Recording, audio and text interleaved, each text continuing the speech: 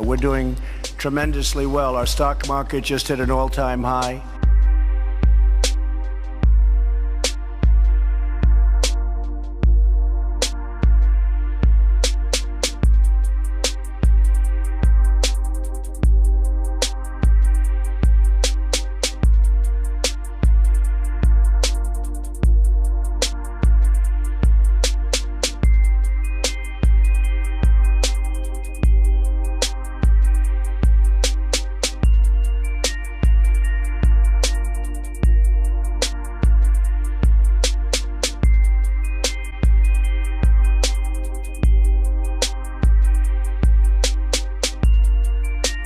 We have a stock market that is so bloated.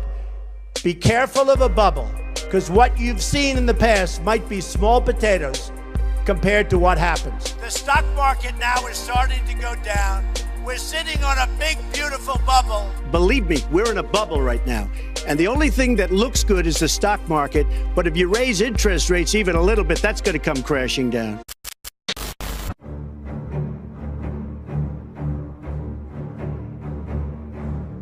You listen to Trump talk about the economy booming and it's on an upward thing, and unemployment is down and how jobs are up. Yeah, I mean, bullshit. That's what's really bothering me about Trump is the hypocrisy. Because when Trump was a candidate and he got elected because by and large he told the truth about the phony nature of the recovery. Obama was out there talking about how great things were. And Trump was like, BS, it's not great. Don't believe those phony numbers when you hear 4.9 and 5% unemployment. The number's probably 28, 29, as high as 35. In fact, I even heard recently 42%. 5.3% unemployment. That is the biggest joke there is. It is such a phony number. The unemployment number, as you know, is totally fiction. And our real unemployment is anywhere from 18 to 20%. Don't believe the 5.6. Don't believe it. Oh, you're talking about low unemployment? That number is bogus. The real unemployment rate is 20% or 25%. Right, because people stop looking for jobs and it doesn't count anymore. Yeah, people are, they gave up looking, so they don't have a job. They're not counted as being unemployed. People don't have jobs. They don't have the jobs they want. But it's 4.9% unemployment. It's a phony number, Bill. The number's 25% and probably higher than that. People are looking for jobs. They can't find them. They keep looking. They give up, and now they're statistically employed. Like here, this is irony, right? So one of the byproducts of Obamacare said that if you have a full-time worker, you have to give him health insurance, right? And full-time was anyone that worked 30 hours or more. Well, employers aren't dumb. They can do math. Hey, if this guy is working 40 hours a week, I gotta give him health insurance, which is very expensive. But if he works 29 hours a week, I don't, right? So what happened? Employers started transitioning their workforces from full-time workers to part-time workers. Well, what happens if I'm gonna have only part-time workers? I'm gonna have more workers, right? Because each one is working fewer hours. So I'm gonna have more, I have more jobs, right? If I have 500 full-time employees, but now I have 1,000 part-time employees, that's twice as many jobs. Obama got credit for all those extra jobs, right? As we were destroying full-time jobs and replacing them with 2 part-time jobs, we got all these jobs. So Trump was honest as a candidate. These are low-paying jobs. These are crappy jobs. The jobs are bad jobs. They're really low-level jobs and bad jobs. You have so many part-time jobs, and companies are taking people that have been with them for 20 years and more, and they're saying, I'm sorry, I love you, you're great, I have to make you part-time. We have the lowest labor force participation rates in 4 decades. 58% of the African-American youth are either outside of the labor force or not employed. 1 in 5 American households do not have a single member in the labor force, not a single member of a household. These are real unemployment numbers. The 5% figure is one of the biggest hoaxes in American modern politics. And a lot of the people that were getting jobs were older people who don't want jobs. They were retired, and now they're working at McDonald's part-time because they can't live on their retirement money. And in fact, when you look at the labor force participation rate that he would talk about, You know, where labor force participation is collapsing is with young people. People in their 20s and 30s can't get jobs. Meanwhile, 70 and 80-year-olds are working in record percentages, right? Because they can't afford to retire and their grandkids can't get a job. But so Trump was telling the truth about how bad the economy really was, and that resonated. A lot of blue-collar guys, a lot of Democrats in the Midwest voted for Trump because he got it. He understood he felt their pain, right? Like Bill Clinton. And Obama was in a fantasy. I mean, Hillary was pretending that everything was great under Obama, and people didn't want 4 more years of that, so they voted for Trump. And also, you know, when Trump was a candidate, he talked about the stock market because, the stock market was going up when Obama was president. And Trump said, well, it's a bubble. Who cares about the stock market? This is a big, fat, ugly bubble. Wait till it pops. Believe me, we're in a bubble. We have artificially low interest rates. We have a stock market that, frankly, has been good to me, but I still hate to see what's happening. We have a stock market that is so bloated.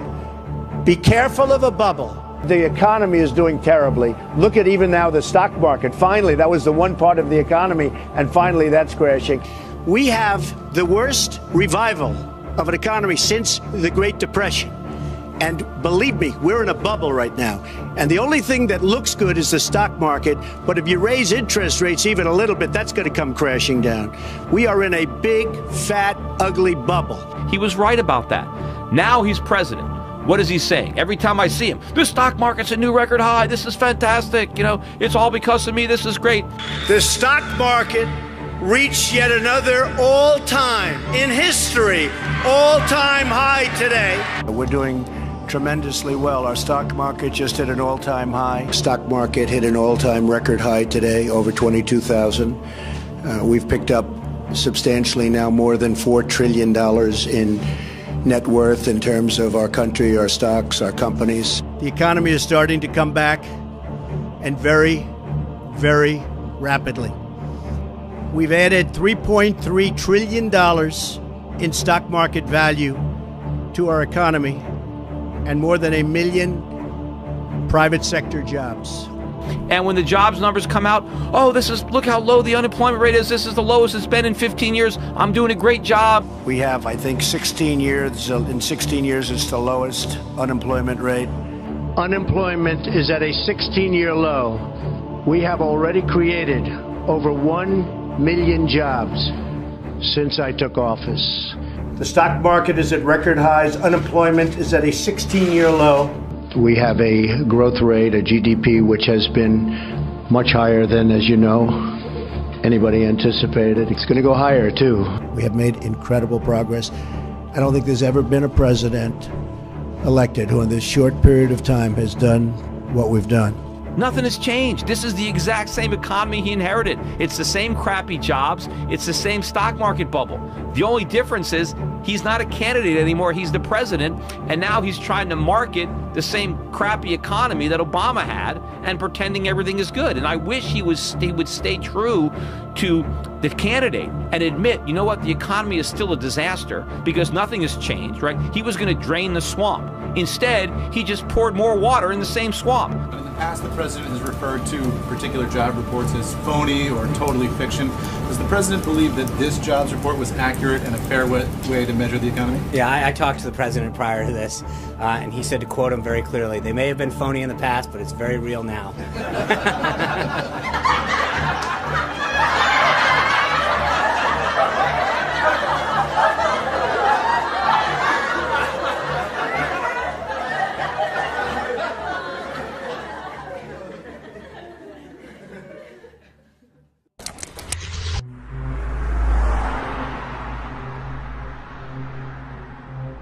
Five charts to remove the bubble blinders.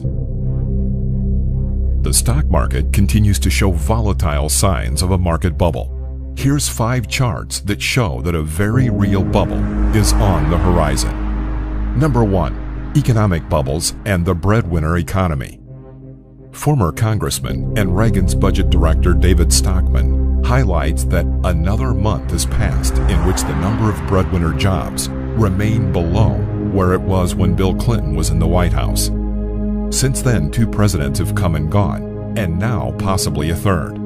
Yet, there are still 300,000 fewer jobs in the productive center of the U.S. economy than there were in early 2001. Stockman levels. This suggests something isn't right, and that point is further driven home by the pancaking of the industrial economy over the last decade. Specifically, industrial production in June was still lower than at the pre-crisis peak. What all of this equates to is a crisis of economic stagnation.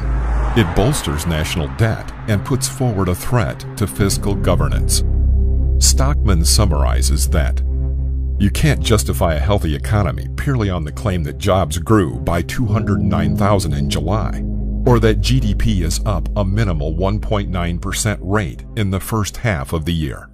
Number 2, of market bubbles and bank loans. Financial market analyst Lee Adler highlighted in mid-June that we have entered a period of calm before the storm. He argues that the storm is due to begin when the Federal Reserve starts to shrink its massive balance sheet. Adler writes, some of the increase in debt that had driven the economy and the asset bubbles has bled off. With the Fed announcing that it will reduce its balance sheet, that's likely to deter speculative borrowing even more. The bull market has been driven by free and easy credit. That free part is going away. The easy part is about to. The direction of this line over the next few months could render an important signal for the stock market. Number 3, peak margin debt in 2017. Margin debt is the debt a brokerage customer incurs by trading on margin. The method typically takes place when investors offer securities to their brokerage firm in order to get a loan. The method is often coupled with market crashes and devastating economic conditions. The New York Stock Exchange updated report for the month of June, there's a month lag, showed that margin debt has hit a whopping $539.1 billion. While that figure may be slightly down from the previous 2 months, it is still over 60% larger than the average margin levels seen in 2008. This approach to using loans as securities to fund markets is not only increasing in quantity, but increasing in risk. Number 4, IMF, a dangerous Chinese debt bubble. The International Monetary Fund released its latest report on China. The report noted that international experience suggests that China's credit growth is on a dangerous trajectory, with increasing risks of a disruptive adjustment and/or a market growth slowdown. The IMF report did not mince words, referencing the sharp growth in recent years reflects both a rise in credit to the real economy and intra-financial sector claims. The increase in size, complexity, and interconnectedness of these exposures have resulted in sharply rising risks. The debt boom in China is not going away, even if the numbers from China report that its economic growth in the second quarter was nearly 7%. Based on mounting debt alone, there is reason to draw skeptical conclusions in the credibility of that figure. Number 5, the wealthy are getting out. Warren Buffett, one of the world's wealthiest men and considered by many to be the most successful investor alive, is now close to holding just under $100 billion in cash. So what's wrong with one of the richest men on earth having a lot of cash? Actually, quite a bit. Economist and New York Times bestseller Jim Rickards summarizes that this tells us that Buffett believes stock market valuations are rich, otherwise he'd be using the cash to buy companies, and that he wants a deep pool of liquidity so he can play the white knight in a coming panic. Buffett has this cash so he can pick up bargains in the coming stock market crash. Do you? While the economic bubble is a complex one, understanding where to look and how to be vigilant is not. Digesting economic data and analysis should be taken with a very skeptical approach. The financial crisis of 2007-2008 was an epic failure of so many to simply recognize the signs all around them. That tragedy will pale in comparison to the bubble that continues to build in the current market.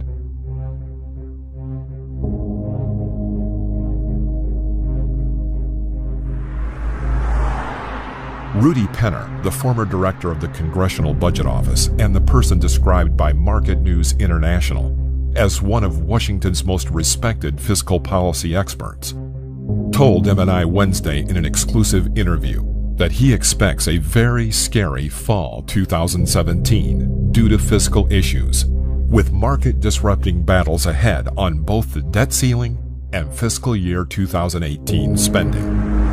Penner directed the CBO under President Reagan, worked at high-level posts in the White House Budget Office and the Council of Economic Advisors.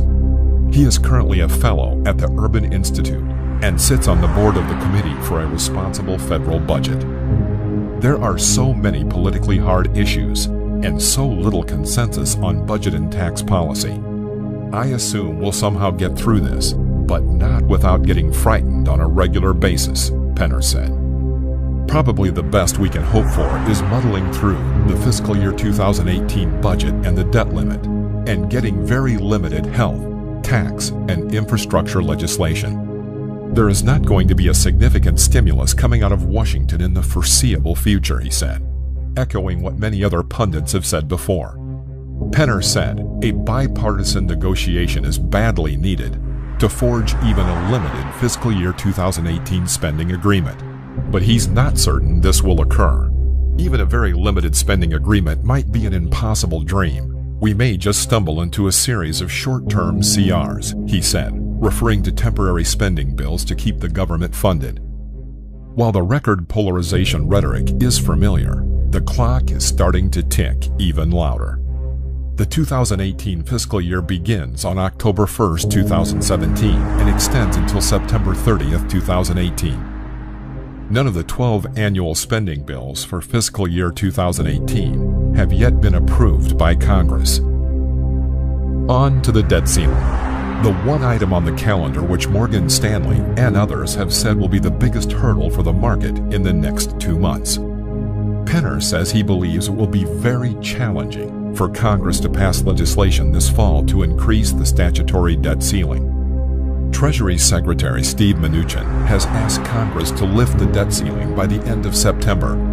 Penner countered that a plausible path for dealing with the debt ceiling is to pass legislation in September to suspend the debt ceiling until after the November 2018 midterm elections.